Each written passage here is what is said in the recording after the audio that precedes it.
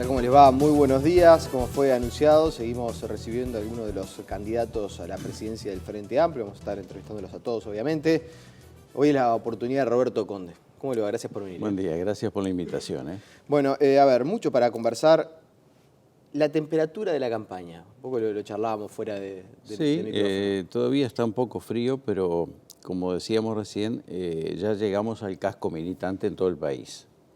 O sea que el núcleo duro está movilizado, está en tareas, está compenetrado de la necesidad de plantear un fuerte debate político sobre las cosas actuales, sobre la situación actual del país, sobre la situación actual del Frente, sobre la situación actual de la región y la situación internacional, que es la que más está impactando en nuestra realidad. Bueno, la gente está compenetrándose de estos temas, comprendiendo la lógica de estas cosas y comenzando a pensar de aquí hacia adelante, porque de alguna manera creo que nos sorprendió la coyuntura. ¿En qué sentido? Yo les recuerdo a los televidentes que estamos apenas en el primer año y medio de gobierno. Faltan 3 años y medio. Nunca se había dado que la temperatura política, el debate político cobrara tal intensidad apenas iniciado un gobierno. Eso se planteaba más hacia el final, digamos, hacia el tercer año, cuarto año, ahí sí la temperatura política levantaba mucho, ya se tenían en vista las próximas elecciones, el clima empezaba a cargarse en el buen sentido, ¿no?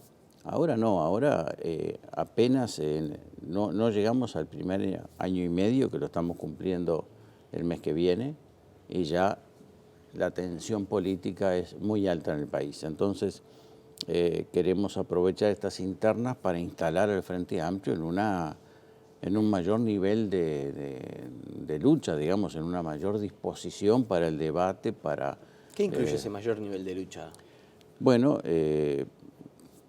claridad estratégica en primer lugar, consenso entre nosotros en el sentido de decir, bueno, las condiciones actuales son más duras que en los tiempos pasados, vamos a tener muy claro qué es lo que nos queda por hacer en estos 3 años y medio, cuáles son las prioridades, si hay algo que no se puede hacer, hay que explicar por qué entre nosotros y a la sociedad, pero hay que garantizar el cumplimiento del programa en todos sus aspectos fundamentales. Pongámonos de acuerdo en ese conjunto de medidas, en ese conjunto de objetivos, cerremos este debate, esta planificación ahora, en los 3-4 meses próximos, que es el tiempo en que vamos a estar debatiendo, y a partir de allí todo el Frente Amplio unificado detrás de una sola posición para no seguir desgastándonos en debates internos acerca de nuestras posibilidades, si son más, si son menos, si hay que priorizar aquello, si hay que priorizar lo otro. ¿Percibe eso, que existe mucho debate interno y que cuesta alinear, encolumnar al Frente Amplio? Sí, porque como bien lo ha dicho el compañero presidente, la crisis internacional fue más aguda y más persistente de lo que se pensaba. Tengamos en cuenta que esta crisis se inició en 2008 y que lleva ya 8 años afectando el sistema capitalista en su conjunto. Si uno ve los reportes de indicadores de los principales países del mundo, Estados Unidos, por ejemplo, ha vuelto a subir el desempleo en el primer trimestre de 2016, y estamos hablando de Estados Unidos. Entonces, tenemos que prepararnos para una crisis que el capitalismo no le encuentra la vuelta. Ahora Europa vuelve a quedar totalmente inestabilizada, tampoco va a crecer, con la excepción de algunos pocos países, y esa economía internacional no logra que el capital instale un crecimiento permanente y nos va a seguir pegando. Pero ¿y por qué cuesta encolumnar al Frente Amplio? ¿Por qué tiene que salir el presidente de la República, el ministro de Economía y decir, bueno, en el Frente cuando llegamos a un acuerdo, el acuerdo se respeta y bueno, en fin, sí, parece no haber consenso en torno a ciertos acuerdos? Bueno, es que estamos discutiendo sobre prioridades, ¿no? No estamos discutiendo sobre detalles, estamos discutiendo sobre prioridades y con una perspectiva de 3 años por delante. Por tanto, es una discusión cargada con contenidos muy importantes. Pero ahora se hizo este ajuste fiscal, yo no tengo ningún problema, adelanto, en llamarle ajuste fiscal, que va a repercutir en un leve aumento de impuestos sobre el 30% más pudiente de la población. Lo discutimos 15 días, nos pusimos de acuerdo, se cerró ese capítulo, se sigue para adelante. Esperamos que no haya necesidad de recurrir a ninguna otra medida de este tipo. Ahora estamos discutiendo sobre las prioridades del gasto y de la inversión. Ese capítulo se va a cerrar también dentro de un mes o mes y medio y seguiremos. No me parece un detalle menor que usted diga, yo no tengo empacho en reconocer que es un ajuste fiscal. Sí, sí. Porque el ministro de Economía insiste una y otra vez que es un acondicionamiento fiscal, una corrección de las cuentas públicas, en fin. Evita llamarle ajuste, entre otras cosas, para que no se emparente con otros ajustes. Exacto.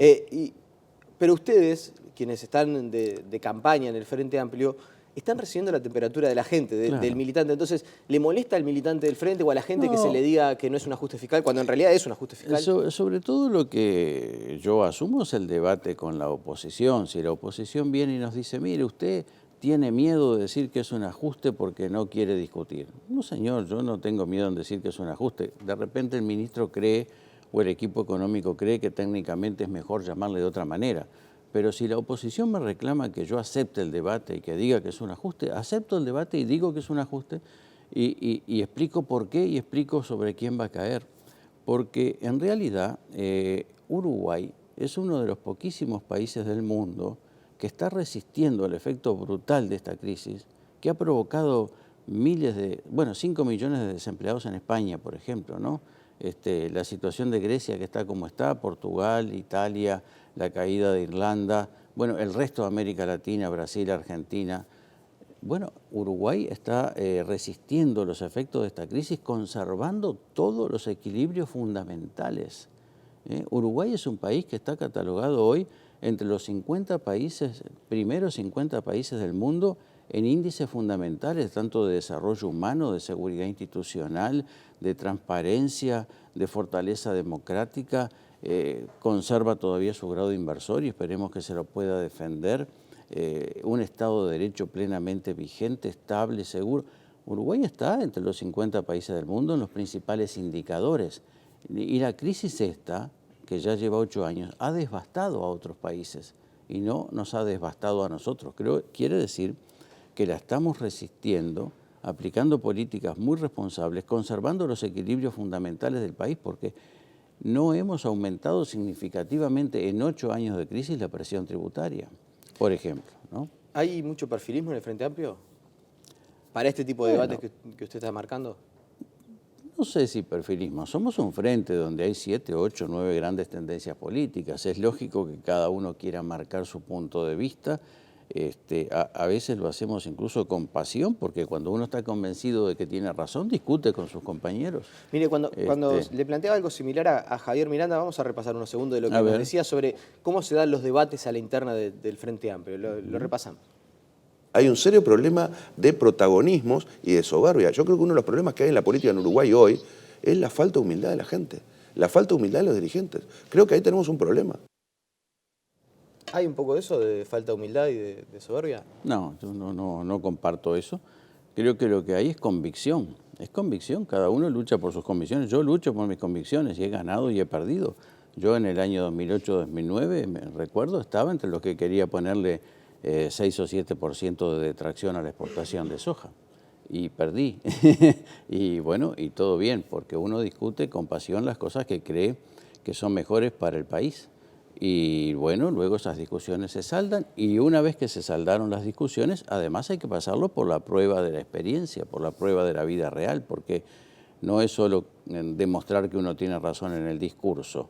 El que gana en el debate luego tiene que someter a la prueba de la realidad lo que decide. ¿Y qué le dice la militancia con relación al momento que estamos viviendo? Yo la otra vez también, cuando entrevistábamos a Miranda, le decía, ustedes están en una posición relativamente incómoda, es decir, reciben todas las quejas de primera mano y tampoco tienen todavía mucho margen de acción, hasta tanto no sean las elecciones. Hay desconformidad, hay que admitir que hay desconformidad porque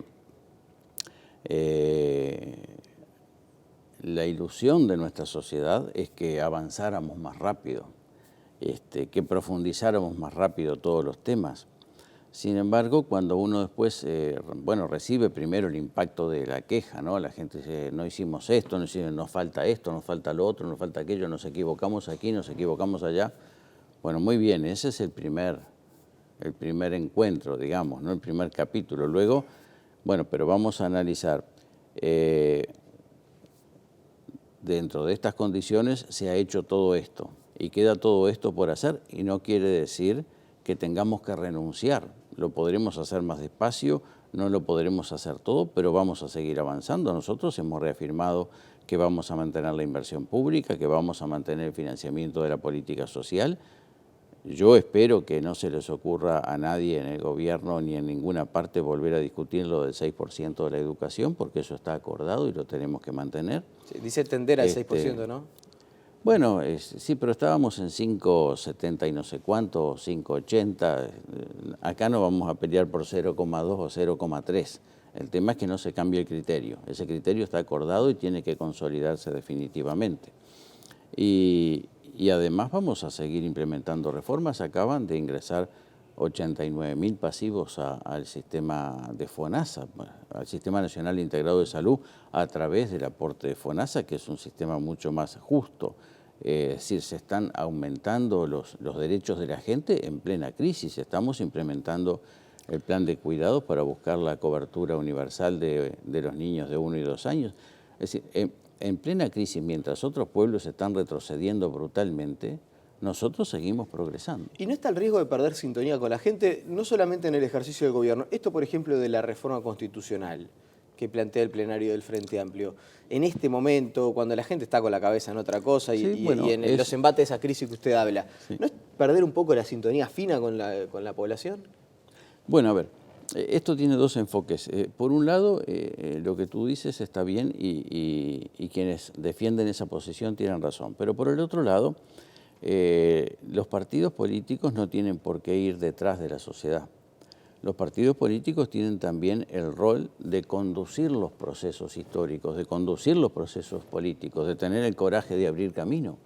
Y cuando un país necesita algo, el partido político tiene que plantearlo, tiene que debatir y tiene... Bueno, nosotros estamos convencidos que el Uruguay necesita una reforma constitucional.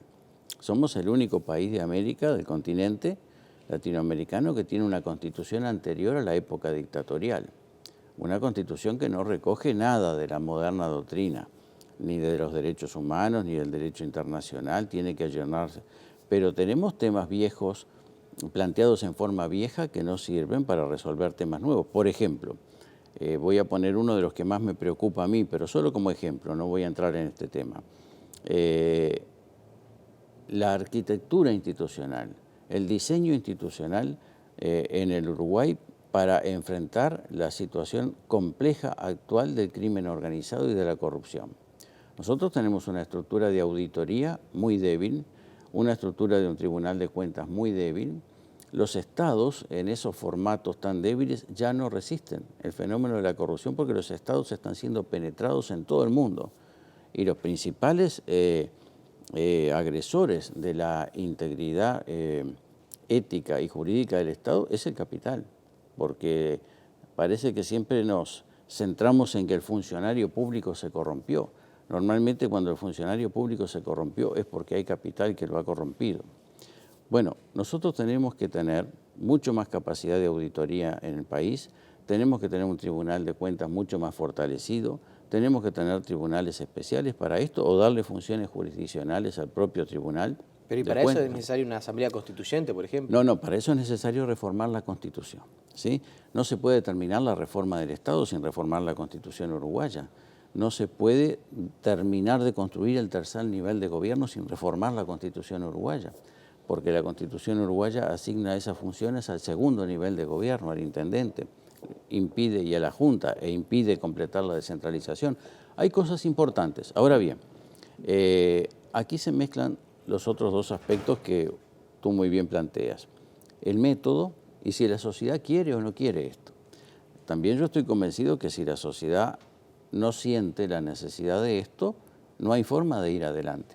Porque no hay que olvidar que todas las formas constitucionales, reformas constitucionales en Uruguay terminan en un plebiscito. Por tanto, es la gente la que finalmente va a decir si quiere o no quiere. Y el Frente Amplio tendrá lentamente que comenzar a hacer el trabajo de convencer a la sociedad que necesitamos otro diseño constitucional de nuestras instituciones para fortalecer y hacer no solo más fuerte, sino más seguro y más eficaz el funcionamiento del Estado y también más democrático. Este es el objetivo. Esto se va a hacer en la medida que la sociedad lo sienta y lo comprenda. Si la sociedad no lo incorpora como una reflexión, no siente la necesidad, no ve la sociedad uruguaya de que mejorando o cambiando la Constitución van a mejorar nuestras condiciones de vida política y social, etcétera, la sociedad no lo va a acompañar. Y por más que uno impulse proyectos de reforma, cuando llegue la hora del plebiscito no va a salir. No olvidemos que nosotros ya tenemos 2 fracasos importantes en esto. El voto en el exterior, que la sociedad lo rechazó, y la derogación de la ley de caducidad que planteamos hace ya más de 5 años, también por vía de referéndum, y también fracasó. Entonces, la prueba es convencer a la mayoría absoluta de la sociedad. Es un camino que se inicia, nosotros estamos convencidos de la necesidad. También aclaro que es absolutamente imposible citar una asamblea constituyente, convocar una asamblea constituyente como la que está prevista en nuestra Constitución, con 260 miembros. Es un absurdo. Esto es absolutamente imposible. La población no nos permitiría, además, convocar una constituyente de 260 personas. En todo caso, lo que habría que hacer es reformar el artículo de la Constitución donde establece esta constituyente con el doble de miembros de la Asamblea General y poner, por ejemplo, yo lo he dicho a algunos compañeros, reformar este artículo y poner que la constituyente tendrá la mitad de miembros de la Asamblea General, y entonces ya pasaríamos de una constituyente de 260 personas a una constituyente de 65 o 67 personas. Pero mientras eso no se haga, no me parece que una constituyente, así como está en la Constitución uruguaya, no puede funcionar. De las últimas, ¿cómo tiene que ser el relacionamiento entre el presidente del Frente Amplio y el presidente de la República? Porque una de las cosas que veo que está en debate es si el presidente está solo, si se siente respaldado por la fuerza política. Tiene que ser directo, inmediato. ¿Pero tiene que haber confianza? Naturalmente, tiene que ser directo, inmediato y tiene que haber confianza política porque el gobierno y la fuerza política son como 2 órganos del mismo cuerpo, digamos así, ¿no? ¿Y usted se siente con esa confianza con Tabaré Vázquez? Yo tengo un trato extremadamente respetuoso y cordial cuando tuve oportunidad de militar en las cercanías de Tabaré Vázquez. Así que sí, eso para mí no es ningún obstáculo, es algo natural y sería además hasta muy honroso trabajar cerca del presidente. Estuve cerca de él en otros roles políticos, en mi época de secretario general del Partido Socialista y en otras instancias de la vida del Frente Amplio. Tabaré estuvo muchos años vinculado a la vida orgánica del Frente Amplio, de modo que sí, hay respeto, hay cordialidad, hay confianza y además hay una definición esencial. Son 2 figuras que encabezan 2 órganos que tienen roles diferentes, pero que tienen que estar perfectamente coordinados. Bien. Ahora sí, en los 3 minutos que me quedan. Bien. Trabajó durante 3 años y monedas con Almagro. Sí. ¿Le sorprende todo lo que está pasando con Almagro en su rol de secretario general, este enfrentamiento con Venezuela? Sí, me sorprende. Yo creí que Almagro iba a tomar una actitud más prudente con el tema de Venezuela. Ya he tenido ocasión de discutir públicamente esto con mis compañeros, que obviamente me han consultado. Creo que Almagro se equivocó y se precipitó con Venezuela. Le voy a dar un ejemplo. Yo estaba en Venezuela cuando se hizo la elección de la actual Asamblea Legislativa. 15 días antes, Almagro había planteado, ya desde su rol de secretario general de la OEA, que Venezuela no estaba garantizando las condiciones democráticas para que se hicieran esas elecciones. Hablaba de los presos políticos, ¿no? Sí, bueno, allí está todo ese tema de que el gobierno sostiene y la justicia venezolana sostiene que han cometido delitos que no son políticos, pero más allá de eso, el secretario general estaba cuestionando las condiciones para la legitimidad y condiciones de garantía para un acto democrático que fue masivo. Hubo un altísimo porcentaje de votación, el gobierno perdió y a las 2:20 de la mañana, yo estaba en Caracas cuando el Tribunal Electoral anunció el resultado y el gobierno se había llevado una paliza y esos resultados fueron respetados. Claro, pero el otro día, la semana pasada, recibimos acá a Elías Jagua, que fue canciller venezolano, y conversábamos mucho sobre el tema de Almagro. Y Jagua nos planteaba, nos decía, mire, la verdad, nosotros desde el año 2013, 2012 ya sabíamos que Almagro era anti-Venezuela. Incluso recordaba algún evento como, por ejemplo, el tema del ingreso pleno de Venezuela al Mercosur. Y dice, nosotros ya advertíamos que había en Almagro un sentimiento anti-venezolano. Usted, que trabajó con él durante 3 años, ¿percibía eso mismo? No, yo no he percibido. Yo cuando trabajé con él, trabajamos en perfecta, digamos, en perfecto alineamiento bajo las instrucciones del presidente de la República, ¿verdad? Porque el canciller y el vicecanciller obedecen a una política exterior que en última instancia la define el presidente de la República. Así que yo no... Pero tenía que bajar mucha línea Mujica en ese sentido para... Dialogábamos mucho con el presidente, ¿eh? El ministro constantemente y yo bastante, ¿eh? Teníamos un contacto muy directo con el presidente de la República.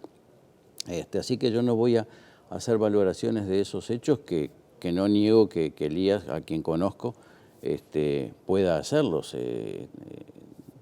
No estoy desvalorizando eso. O sea, yo recuerdo hasta que hablar críticas de la oposición, creo que hasta alguna interpelación hubo sobre el rol que la política exterior estaba llevando adelante en el pasado gobierno con relación a Venezuela. Y después nos desayunamos, 3 años después, que Almagro era anti-venezolano y se lo estaba criticando acá por ser pro-venezolano. Entonces, yo en el periodo que trabajamos juntos, trabajamos normalmente y estuvo todo aquel afer muy importante de que Almagro cuestionó la forma jurídica en que se votó el ingreso de Venezuela a Mercosur. Yo, por el contrario, en aquel momento marqué que el ingreso de Venezuela era absolutamente legítimo y que no había ningún cuestionamiento jurídico para el ingreso de Venezuela a Mercosur desde el momento que si Paraguay estaba suspendido no podía votar. Esto es elemental, porque lo que se cuestionaba es que por qué había ingresado sin el voto de Paraguay.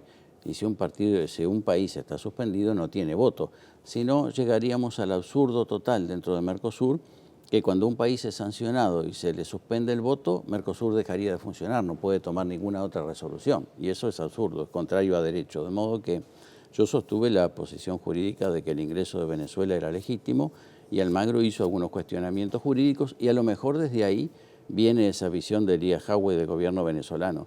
Pero eso no es lo que está en tela de juicio ahora. Lo que está en tela de juicio ahora es que a mí me parece, por lo menos cuando mis compañeros me preguntaron, yo lo dejé establecido así, que Almagro había excedido su rol de secretario general y se había precipitado en un cuestionamiento, en un ataque directo a Venezuela, cuando en realidad primero no se habían configurado las faltas de garantía para la elección que él decía, porque la elección fue totalmente normal y acatada. Y segundo, me parece que el secretario general tendría que haber jugado más un papel de articulación de la negociación, porque ese es su rol, que de transformarse él en el juez, o mejor dicho, en el fiscal de Venezuela. No es el rol del secretario general. ¿Usted no ha seguido en contacto con Almagro después de dejar su cargo? No. Hay veces que, como en cualquier trabajo, uno puede mantener un contacto vía, no sé, WhatsApp, mail. No tengo contacto con Luis, no. Hace ya 1 año y medio que no. Bueno, cuando él se fue para Washington ya no conversamos. Bien. Roberto Conde, le agradecemos por su presencia y vamos a seguir conversando seguramente. Muy bien, muchas gracias, es muy amable. La pausa y seguimos con mucho más noticias.